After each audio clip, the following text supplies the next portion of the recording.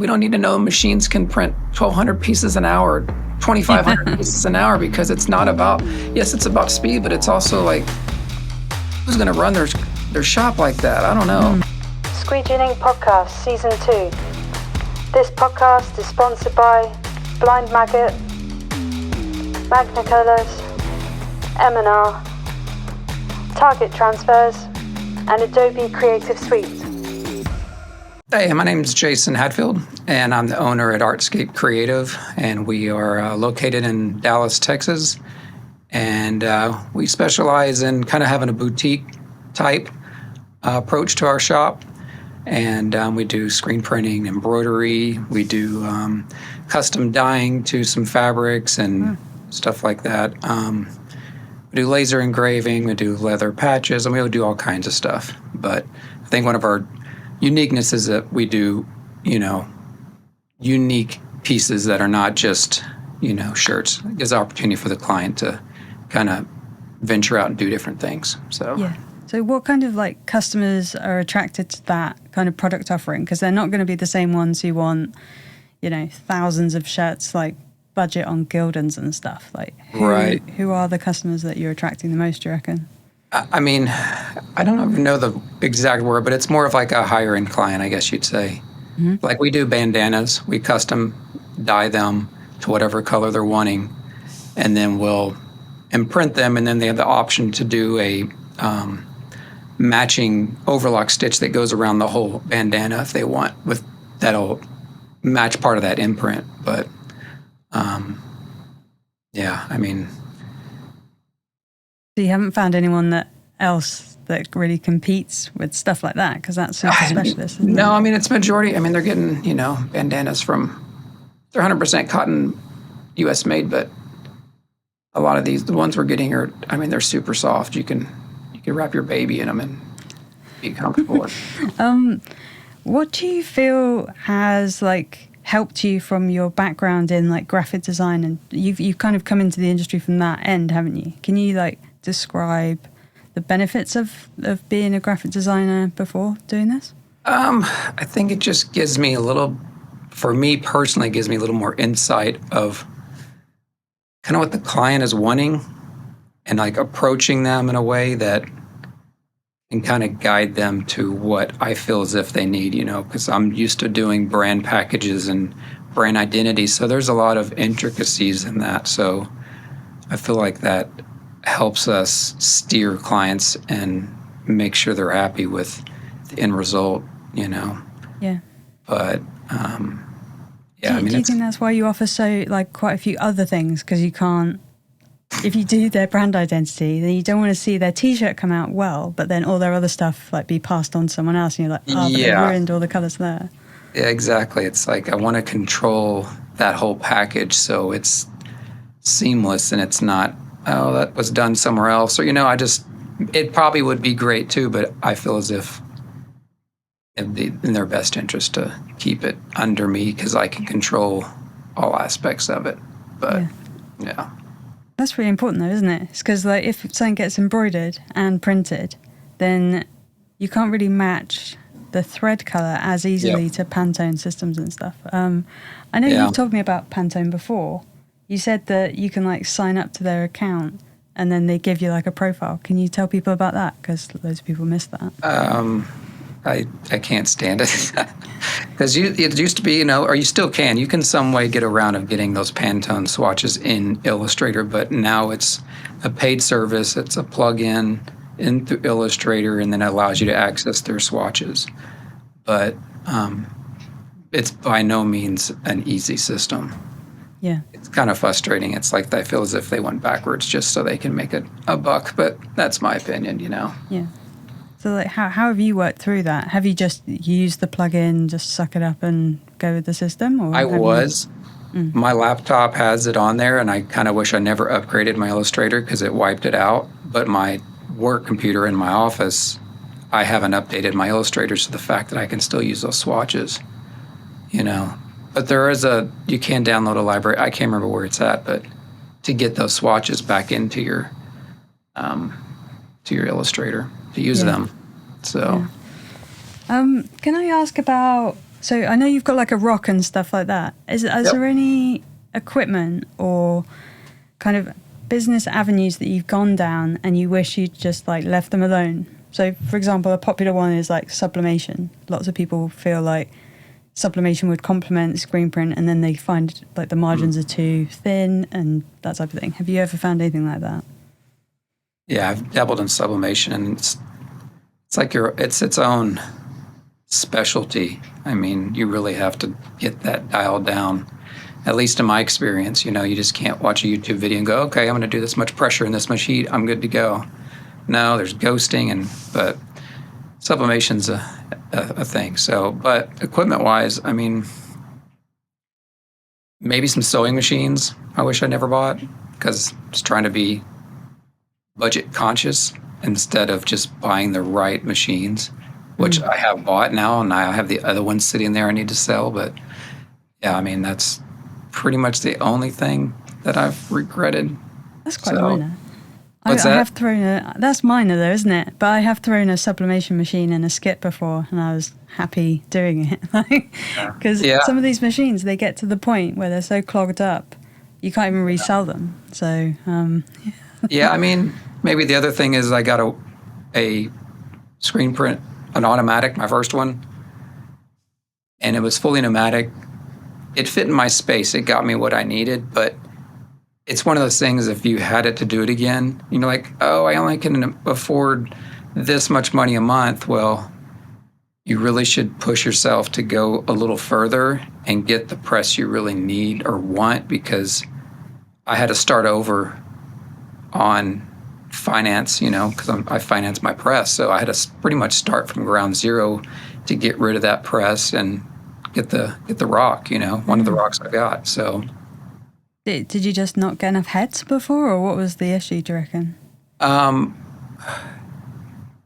It's because my shop was only 1,200 square feet, my first one.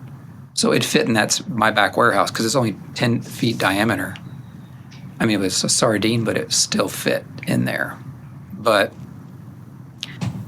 it's pneumatic, so when you're doing flooding, and not the flooding, but when the print stroke happens, those pneumatic arms, or whatever you're going to call them, aren't strong enough to give you a nice, clean print stroke. They kind of chop through things if you don't get the pressure right. So it was just a lot of headaches with that. But again, it got me where I needed to be, but I wouldn't do that again. Yeah. I would just find another $500 somewhere to get the press what I want. So yeah, double down and get it right the first time, hopefully. So I get the impression that you're quite techie and organized. Are those like skills that you pride yourself on? Are those the ones that you're given, or like you seem to like to automate and have templates? Is that true, or is that just coming across in our messages? Yeah, no, I mean, it is, because I think from my background, the agency side, I mean, we had to set up servers to have file systems, and it had to be super organized for anybody that walked in that agency to know exactly, just where, go to that client file, and this is the structure, live and die by it. So in those business practices that I had there, I feel as if got me ahead here, because I didn't have to figure out things on that end. I mean, but they're still on templates and, tech packs and stuff like that for mock-ups that, we had to redo. But I mean, yeah, and I am techie. I'm super techie. I mean, I research stuff a little too much, but yeah. Do you do research in forums, or is it always looking up stuff? Are you trying to get other people's experiences with the software that you're investing in? I usually I try to do the research myself. Some people it can be good for, but I don't like going into any groups and be like, hey, give me the answer for this. I want to find out that answer and then make mistakes by trying to figure that out versus just trying to get the one answer. Do you want to tell people about, so as a more premium kind of offering, do you start that journey with the customer with like the blanks? Are you pushing certain premium blanks on them, or suggesting heavily that they lean a certain way, or are you waiting to hear what they already have experience with? Yeah, I mean, I really try to get them into a more premium band for sure, because you try to tell them that yes, you can go get this cheap shirt, but are they going to wear it again? Are you going to wear it again? So I really definitely try to push more premium. I mean, I know Next Level's more of our wheelhouse, but then AS Color, however you want to say it, that's who we're really pushing more towards, because it is such a nice offering they have. Yeah. Even with the unique items they have through their catalog, not just T-shirts, long sleeve and striped and button up. It's a cool selection. So. Yeah. Isn't it a bit dangerous though? Because that website, you can just like add one on for yourself, and you're like, oh, I probably shouldn't do. Guilty. Yeah, no, it's funny. Definitely done that. But with all your rebranding and stuff, one of the issues I had with AS Color is like they sew in the neck labels because they also do the retail. So are you finding that you're having to spend extra time detagging, or are you leaving them in? For them, we don't really mess with that. Our client hasn't wanted to go down that path. So with that brand, but I know with Comfort Colors, we've done like 5,000 sweatshirts, and we had to hand take out all the tags. We figured out how to do it just right, where then you can just slide it sideways and the whole thing comes out. But yeah, that was 3 days of 3 days. Yeah. I mean, I didn't do it. Of course, I had staff that got really good at it, but yeah, that was fun. But yeah, I don't really mess with tags with AS Color. Is it AS Color or AS Color? I say color because it looks like I've never heard anyone say color. So yeah, maybe it's my wife's French background. It makes me want to say color. I don't know. Yeah, you listen to her too much. She probably makes you watch all the French films, and then that rubs off on you as well. She's not that deep in French, but yeah, she understands it. I don't. So, you mentioned some teams. So, like, how big is your team, and how have you structured them? Because I've been talking to some big studios, and they've given me different ideas about cross training or just putting someone in a position and leaving them there. Like, what's your kind of structure look like? I mean, at the moment, I have a press operator, and then I have a production assistant. Production assistant does quite a few things. It's just and then I have an embroiderer, full-time embroiderer, and she's got like 20 years experience, so I got extremely lucky with that. But, I mean, they're all super efficient at what they're doing. If it feels as if they're falling behind or they're just too overwhelmed, I'm stepping in to do things, because I can do everything back there. Doesn't mean it's going to be 100% as efficient as they do it, but I can, if no one shows up, I can still print back there.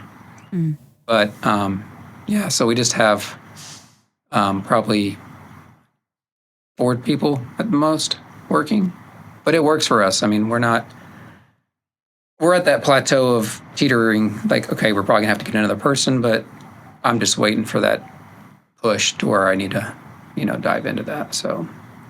And that's a really big point as well. Like, how do you gauge when is a good time to expand? Are you doing it, like, what is the push point at the moment? Is it the size of your premises? Is it how many team members you got? Or are you already comfortably processing the orders so you don't need to expand? What kind of things are you Yeah, I mean, that's a saying, and it's definitely there, but it's like a gut feeling for me. If I see, like, if I'm constantly back there or I'm falling behind on quotes, then yeah, I definitely need to get somebody, but I'm on a razor wire right now, so it's getting there, which is good. I just have to look at my numbers some more and see if it's feasible, but But do you have anyone to like talk about that too, or is it just down to you? Are you like, do you have a business partner who you can talk to, or even a? No, but my wife's a CFO, so she handles my books. Okay. So she slaps my hand and praises me, but she kind of can help with that part of it. if she's like, yeah, you'll be fine. Get someone in there. Quit thinking about it. But and she kind of pushed me that with the embroidery machine too, because we got a 6-head Tajima and I had some Melcos, and she's like, you can't keep going like this. You need to get that 6-head. So.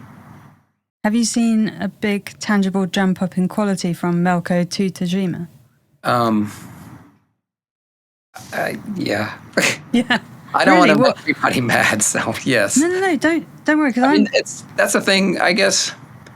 No one's ever done, like, at least I've seen, here's a Melco sew out, here's a Tajima sew out, here's a Baradin, ZKS, whatever. And I literally took the same file from my Melco and to put on the Tajima, and I couldn't believe the difference. Really? It just was more dense, less needle punctures you could see in the fill. I mean, it was eye-opening. So, no, it's really good to hear. I mean, some people could say it's the file, but if it's digitized, it's digitized. There was no difference in the densities or nothing. So, it was very interesting to see that. Okay. Yeah. The issue I've got with embroidery is I'm self-taught, but I've never had to troubleshoot like screen print. So I'm actually putting myself on a course to do an embroidery like proper lesson, and it's like a relatively advanced it's like a mid-advanced one. Right. And I'm just going to go in there and just try and ask as many questions as physically possible, because you don't know whether it's you, the file, the machine. You can't tell which variable is wrong with that type of thing. Yeah, I mean, I don't want to be I could tell you that I've had so many problems with the past machine that I was like, why is this happening? Why is this happening? Is like exactly what you said. Is it me? Is the file setup is too dense? The density's too high, but it doesn't look like it is. And as soon as I got on those machines, all those problems went away. So I don't want you to beat yourself up too much about it, because you're probably fine, but I don't know. There's a variable there. Yeah. The variable that I've changed recently is I accidentally got sucked into that like free digitizer guy, and then I stuck with the same digitizer for years, and then I had no comparison. But now I'm paying like 3 times as much for my files. Yeah. Because they're technically coming from an English company. I don't know whether he does them in the UK or not, but now they're running through a lot smoother. Yeah, so, I mean... Yeah. Yeah, I mean, that's when they give you what you pay for, but I don't know. Run it on a Tajima and it might go even better. That's kind of what you're saying. I'm not a Tajima snob, but I've definitely seen it. So, but there's some stuff that's very comparable. That was just that one I did was a very distinctive difference. So, yeah. This is something I ask everyone, but what is your unpopular opinion in the screen print industry that you're just sick of hearing and you just blatantly disagree with? Does everyone get stumped on this one or what? Yes, but I do tend to get an answer eventually. Well, I don't know if it's maybe, I don't know if it's unpopular, but it's just, we don't need to know machines can print 1,200 pieces an hour, 2,500 pieces an hour, because it's not about, yes, it's about speed, but it's also like, who's going to run their shop like that? I don't know. But it's also, you got to have some quality injected into that to slow that whole process down. Yeah. So, I don't know. Stop selling us on piece counts per hour and how fast it can go. But, again, I could be proved wrong. Like, yeah, it does do that. And look how good it is. But that's not why I bought the rocks, is because how fast they are, Yeah. What do you reckon sold you on the rocks? I think just the cleanliness of it, too. I mean, that one press I was trying to get never really contacted me back. And then once they did, it was like, I'm sorry, I've already moved forward.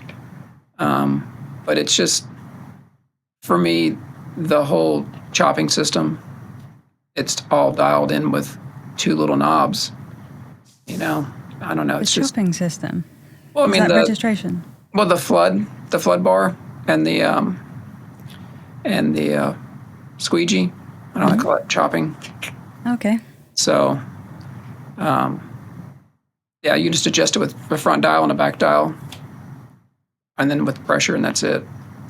Nice. So, but I don't know. There's just a bunch of features on there that it just spoke to me.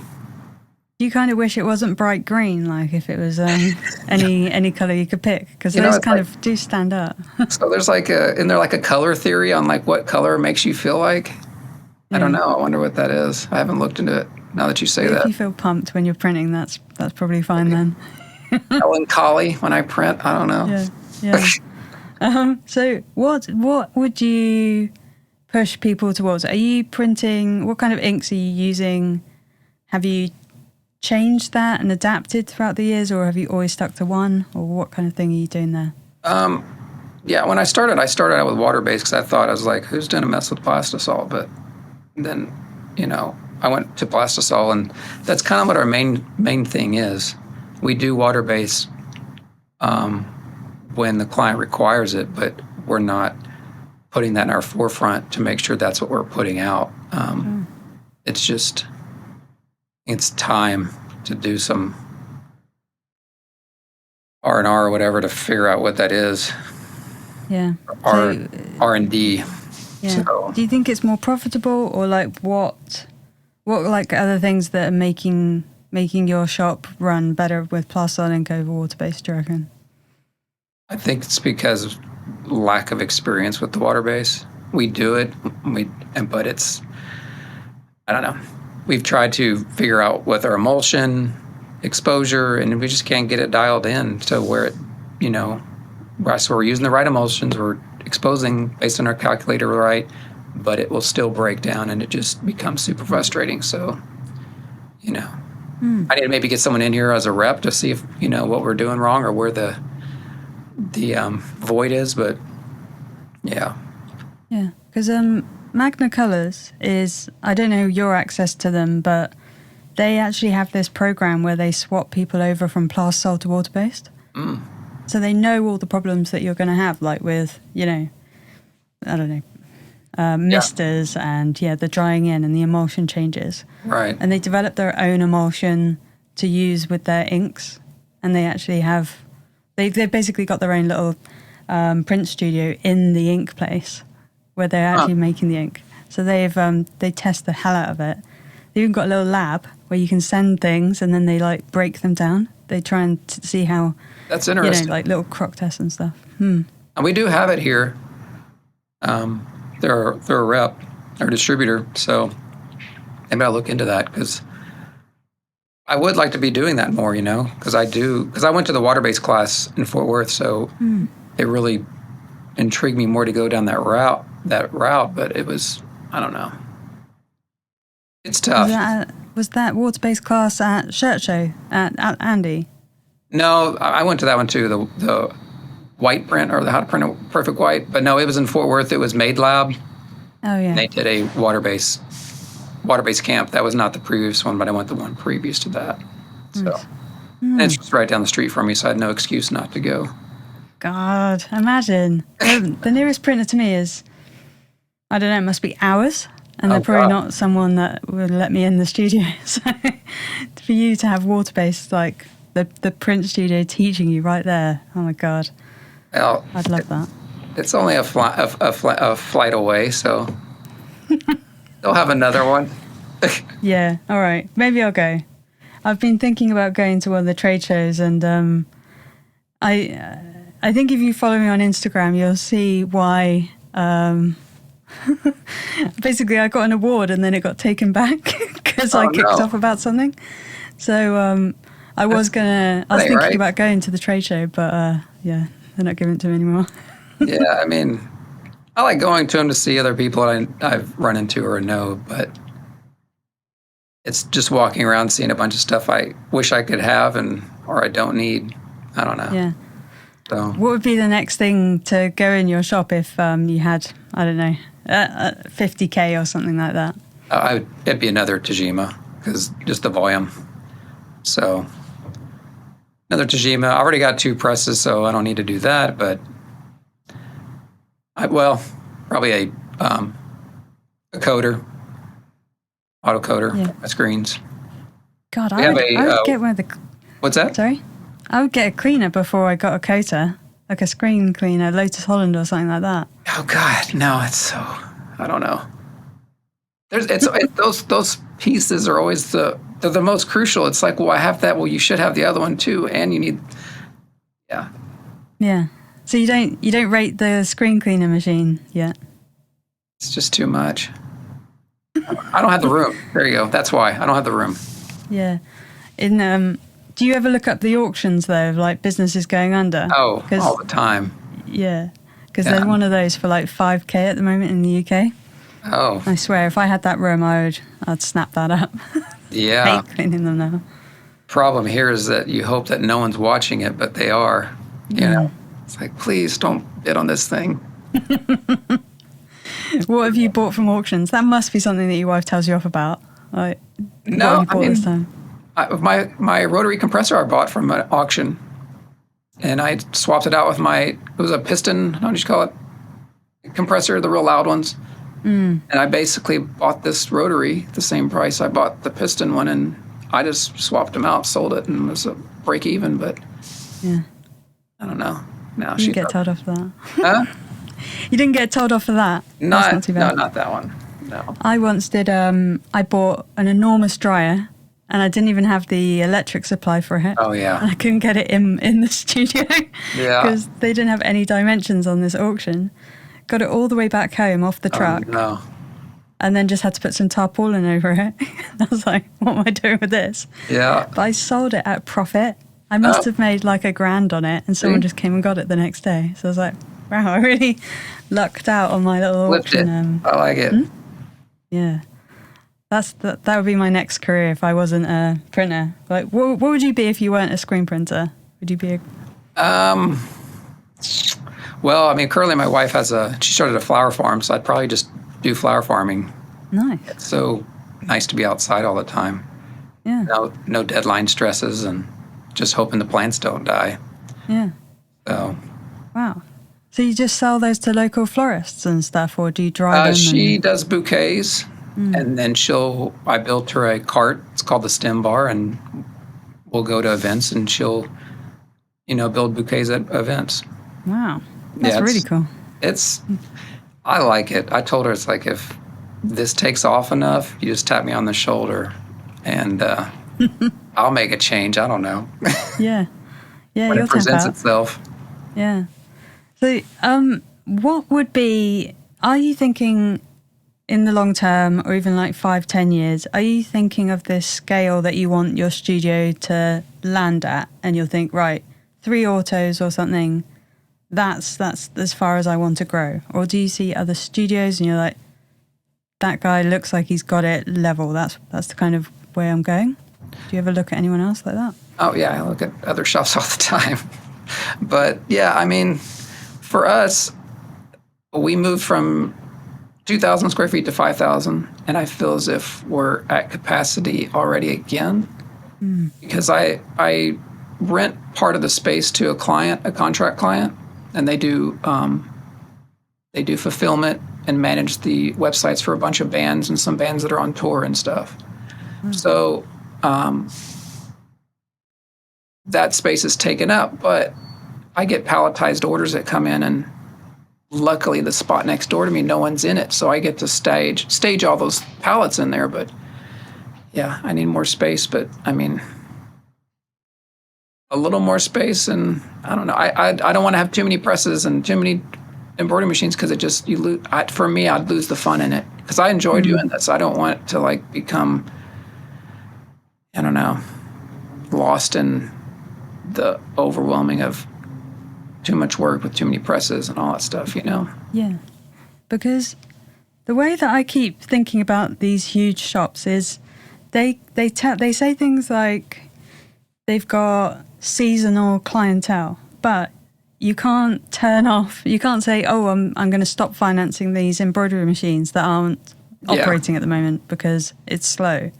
Yeah. So really you need to have as much equipment as can be running even in your slow periods. Yeah.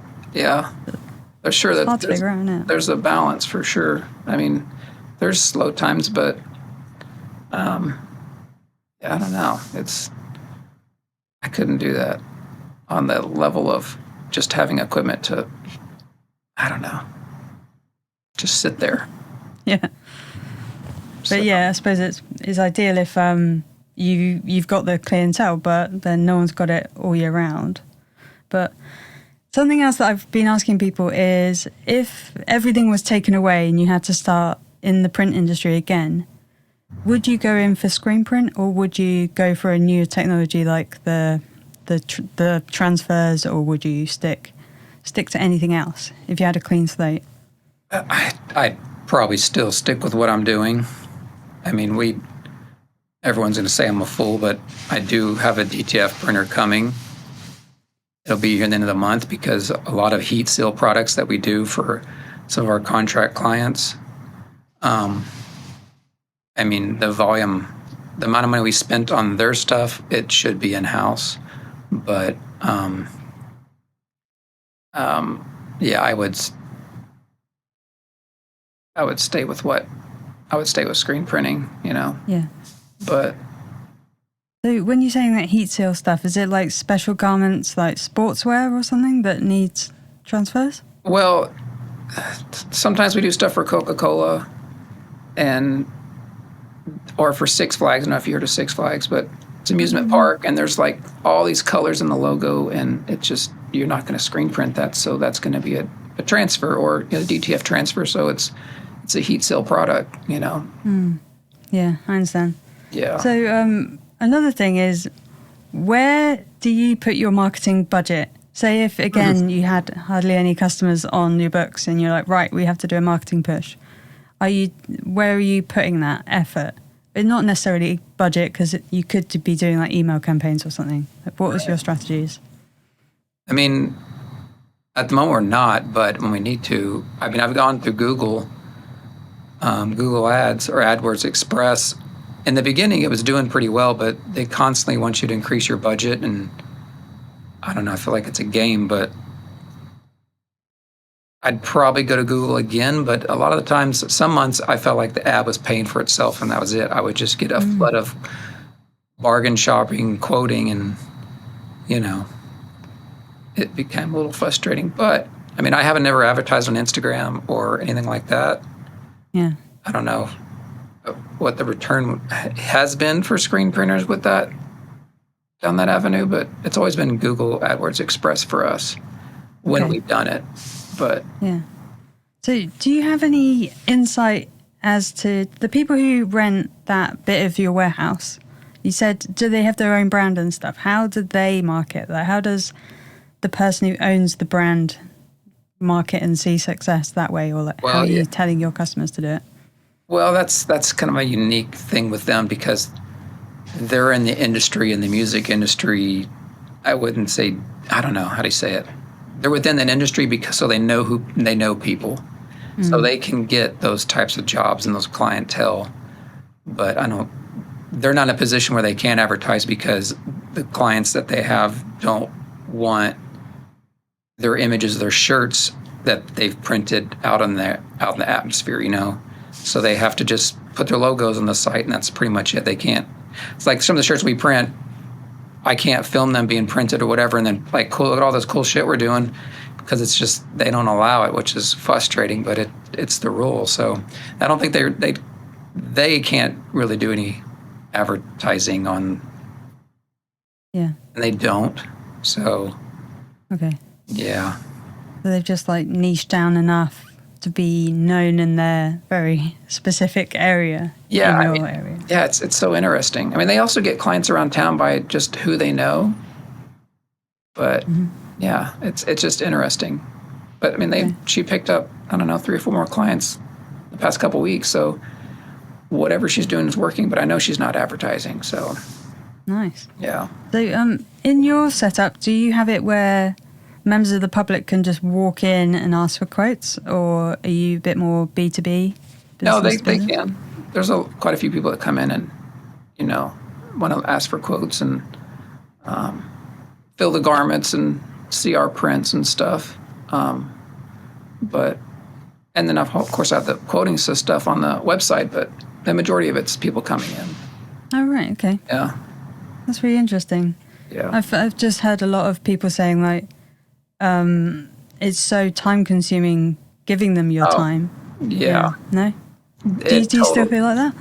No, it totally is. And I'm like, every time someone comes in here, my press operator, whoever's like, you need to say appointment only. I'm like, yeah, I know, but then it's like, geez,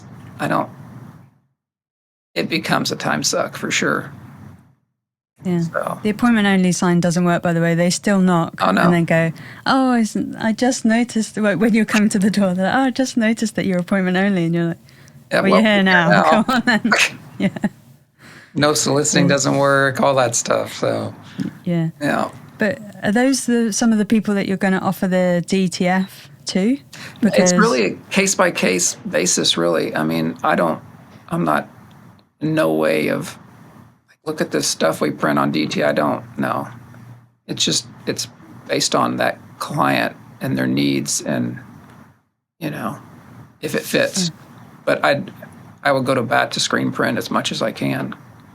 But, who knows, I might regret getting that thing in here because, I've heard nightmares, but I feel as if it's a good machine, so we'll see. Yeah, I think you've left it long enough for the crappy machines to die or not have come out at all. And then, hopefully you're learning off. You're just like sidestepping all those mistakes, hopefully. Yeah, but for sure. Have you worked out the profitability on like a shirt that's printed DTF versus a screen printed shirt? I think it's, what was it? From like, let's say $2.50 shirt or this transfer that I would be charging, it depends on the size. That would actually be like a 50-cent imprint versus a $2 and whatever, 50. So the margin's pretty high. So. Okay. Yeah, I mean, I don't know if that's. Are you basing it on like the amount of grief that this machine's going to give you versus? It's not going to give me any grief. It's going to be perfect. Come on. Okay, I understand. You have to name it on its first day so you can like abuse. Well, direct every machine back there is giving me grief, so it's got to hunker down and figure it out and make it work, and not ask for someone to tell you the answer and. I've had one of those days, Jason. What's that? I've had one of those days today where everything's gone wrong. I didn't get one shirt printed. I'm absolutely. We've been there. Trust me. I mean, there's something in the ether, retrograde. I don't know where they go. All that stuff is, but something's going on. Yeah, it happens. I found the little bugger. It's one bolt, and I found him, and then I've got to go back tonight because it's already quite late here. I've got to go back tonight and finish that bloody job because unfortunately it's being videoed. So I have to do it. Yeah. But you just kind of push through it. Don't stress about it. It's easy to stress about it, but as long as the client's not like over your shoulder, just woosah. I am the client. Huh? I don't know if that's worse or what. Yeah. I am the client for this. This is our own stuff. Okay. Well, don't piss her off. Yeah, don't piss her off. At least she's not emailing me. Oh my god. Exactly. My god. So, is there any advice that you'd give to new business owners on hiring and stuff? Like, would you ever get someone with experience? I know you have for your embroidery person, but as a printer, would you hire for experience or would you hire for like attitude in that role? Yeah, I mean, it really depends. I mean, the guy's back there now, he didn't have anything to do with screen printing. He never done it. So I taught him all my bad habits. So, so yeah, it's there's one way or the other. I mean, if I hire again, I definitely want to have someone that's experienced. So there's none of that training, situation of training somebody and the window of mistakes happening. Because before there's time to teach and make mistakes, but right now the volume's too high to even think about doing that. So yeah, now we definitely have to look into. We hired someone who has to have experience, Okay. That's really interesting. So it depends on what stage you are and how much leeway and time you can invest in them at that point. Yeah. Have you ever dabbled in any specialist screen printing? So we very slightly talked about like, oh, is that high build and stuff? Like, I'm thinking about getting like some fat film for my screen so I can do like more high density stuff. Yeah. Is that anything you're interested in? It definitely is, but I don't know. Just trying to find that client that wants me to do it. You know. Have you not got like streetwear people asking you for puff and high build? Oh, we do puff all the time, yeah. But the high density stuff, I guess I'm scared of it. I don't know. Seems like a lot of money to put up front to figure this stuff out because of the film, capillary film, and all that stuff. But I don't know. I think I've got enough niches, I guess to say, that I would do really well that I need to pull the brake on something. Yeah, maybe that's probably it. But for your puff printing, what is your strategy there? Do you follow the tub instructions and just put in like 20%, or do you just load the hell out of it? And then I've seen also people do like puff and then they put the color on top. Like, what is your tactic for doing that really well? So pretty much we use a Matsui puff. It's water-based, but we always like to put it on underbase to give it some structure. Mm-hmm. And then sometimes we'll do 2 screens of puff, print it, flash that puff a little bit, and then hit it again with another screen of puff to get it more loft. But also that stuff it comes down to your substrate too. You know, you can do it on a hoodie that's going to really give it some nice loft because that substrate has structure, and then if you do it on a t-shirt, it's not. So,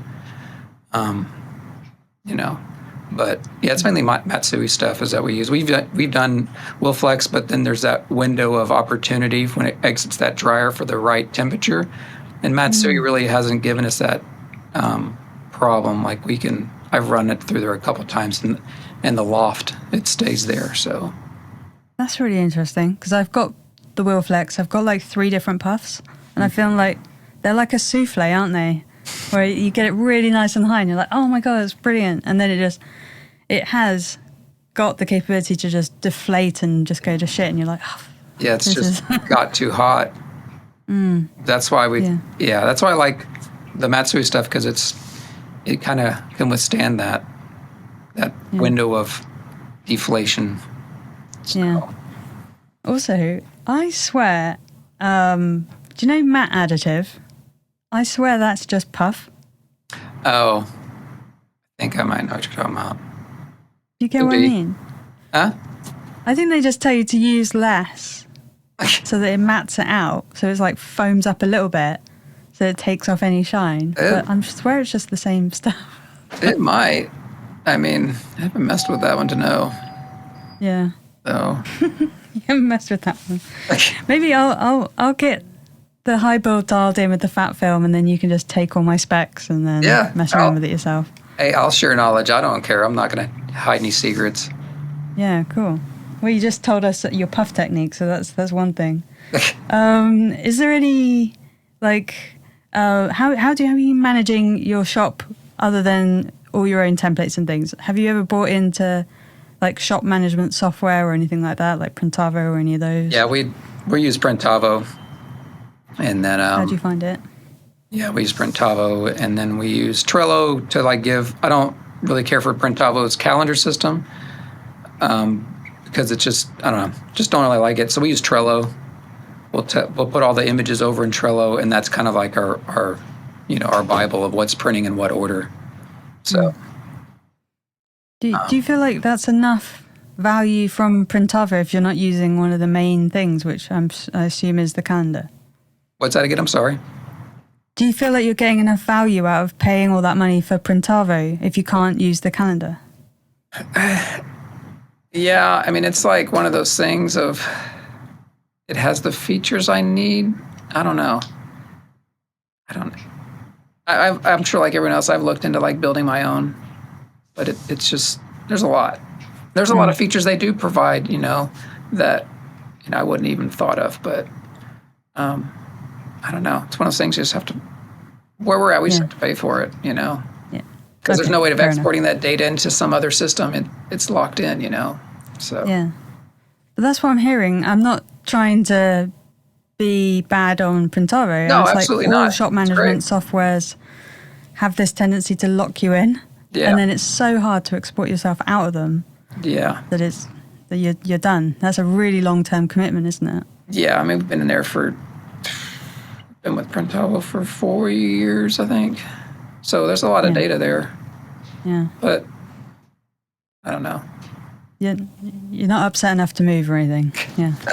Okay. Yeah, not yet, but no, too committed. There's this other whole like bit that I want to talk to you about is how are you doing all your artworking? Is that something you've always had on as your own responsibility, or have you ever tried shipping that out to anyone like Graphic Source or anything like that? Or Yeah, I think with my background, I feel as if I can do it myself.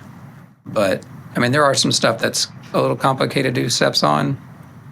But a majority of the time, I'm always handling all that stuff, you know. But there is one software we use. I don't know if anybody's heard about it, to do some steps. They do What's a that? decent job at it if it's not complicated. It's called Saparo. Have you heard of that? is it sep.io? No. It's SEPARO. No, Saparo. No, I haven't heard of that one. Have a look. Basically, it's an online separation. They'll do all your halftones, not your halftones, but they'll do all your seps for you. And we've had pretty good results. Some jobs, just by looking at it now, that we can't run it through that thing. But some of the simpler stuff, it does a pretty good job of it. Okay. You just have to bring it in Photoshop and what's that? Yeah. Are you getting asked to do like sim process work quite a lot, or is it mainly just like Illustrator vectors and that type of thing? I mean, there is quite a bit of sim process, especially with my contract client that is in here with me because of all the band shirts. So they go through that quite a bit, and it does a pretty good job. But yeah, it's like a 60-40. Okay. 60% vector, Sim, 40% sim process? Yeah, sim process 60-40 is like all just coverage vectors, just simple stuff. Yeah, fair enough. And then this is just nosiness, but do you run all your sim process work on just like one mesh type, and what mesh type is that? I mean, honestly, it just depends. I mean, so it's usually a 230, but when there's a lot of colors, we're on a 305, so we can do wet on wet. But with our press being 10 color, we can sometimes get it with a 230, get away with a 230, but majority of the time it's a 305. 230 under base and then 305. Do wet on wet. I genuinely always thought you had to do sim process jobs with the wet on wet to make them like bleed into each other so that it really gives the whole effect. Yeah, I mean, really haven't experienced that, I guess. I don't know. Okay. Lucky me. Fair enough. Okay. So, what have you got on the press today? Like, what other stuff do you have to get done? Oh, right now we have to do a test print for a glitter job because they wanted to do foil, and I hate messing with foil, and so trying to do that at the end of the day so that way they can look at and approve it before we get in the morning. But there's 4 shirts going on press, I think, the following day. So a lot of moving pieces. Yeah. So you moved them away from foil into glitter. That's quite pro. Yeah, I mean, foil only lasts so long. Yeah, that's true. I mean, it's not going to keep the sheen forever. Yeah. And plus the small details they have, it's kind of, we've experienced, it's kind of hard to pull that foil and keep those little fine points. Sometimes what we do is we leave it sit overnight and then we pull it, and it helps it solidify or cure it even longer, I guess, and it seems to hold the foil better than just pulling it right when it comes off press. Oh yeah, 100%. I have this cold block of metal, and I just put anything weird like that needs cold peel just on my metal, just force it cold. So instead of like forcing things hot, I force it cold, and then I can peel it off. Funny. Yeah. Thank you so much, Jason. Really appreciate it. No, absolutely. And then so just basically see you at trade shows and stuff, because you got your Instagram account as well. What's that again? I was trying to say like where people can see you, but you're not like crazy active on socials. Yeah, it's so hard. I mean, I try to get someone in here to do social for me, but again, with my background, I feel like I'm trying to make things look too good and frame them or whatever you want to call it. I don't know. And I end up not posting, or sometimes there's months that we have more contract work than not, and I can't post anything. It gets frustrating because I want to show everyone the work we're doing, and we can't, I could maybe show the corner of it, but it doesn't do any good. Yeah. So, you have to keep like covering it with your hand and be like... Something, I don't know. Whereas you ever heard of Gary Ivey? He's like a motivational speaker or stuff. Probably. I've probably seen him. He just says post. Doesn't matter what it is. Post it. Because people don't care about how everything... I mean, they care about it looks, but they just want to see content. So I just can't get past that hump. Oh, I know Gary V. Sorry, you said it nicely again. And I was like, I know Gary V. Yeah, he drums it into you, like, post 15 times a day. Yeah, and it's like, well, you don't... Lucky you have someone doing it for you. Yeah, and your whole thing is social media as an agency. So, of course, you should be good at it. So you can look at your Instagram, but it might not get updated. But it's still very nice and clean and a good example. Yeah, I don't know. I think it's a good portfolio. It's frustrating because I'll look and it's like I don't have a very long history of it either. But we've done so much stuff. I don't know. Do you hoard all the shirts that you've printed? Do you like keep little samples in a box? So, yeah, well, some of them we do. We have some here in the showroom that's, I don't know, the ones we're more proud of than some of the stuff that's just a solid color, but yeah, we don't really catalog all the imprints we do. Yeah. I did have garage sale, you'd say, this past weekend, because I had so many over orders, just overstock of stuff. And it was, I think I sold like $1,700 worth of shirts and sweatshirts. Just add $3 to that, and that's $3 to $4 to that, what I sold. That's what that was sitting on my shelves. It's just sickening. So a new rule in the shop is do not overorder, do not hold on to shirts. Yeah. Or just get into the blank resale game. Just order it all. I know you're not supposed to sell it without imprints, but just go, it's a oversell, it's a carriage sale. Jeez. Make some cheap bucks without any work. Yeah. You don't even need a press. Yeah. It was eye-opening, too, because just having that off the shelves now.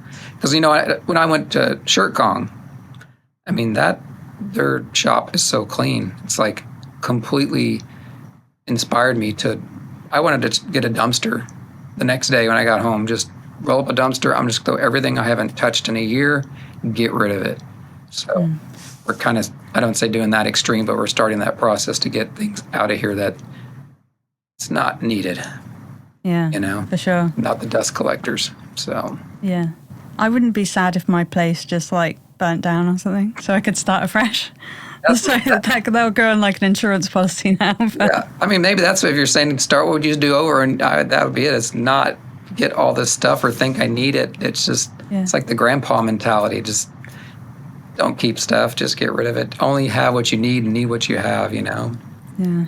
I don't know. Yeah, I do kind of want a big refresh. I think I'm just, I'm getting into a rut now. I'm like, why have I got all this shit that I don't have any use for? You just kind of hoard, don't you? But yeah, I need something drastic to happen again. I need like another, not another pandemic, but something. Oh, yeah, another something. Don't say it. Stay home. Yeah. Yeah, I want to stay home. Awesome. Thank you so much, Jason, for your time. Yeah, yeah, really appreciate it. Yeah, for sure.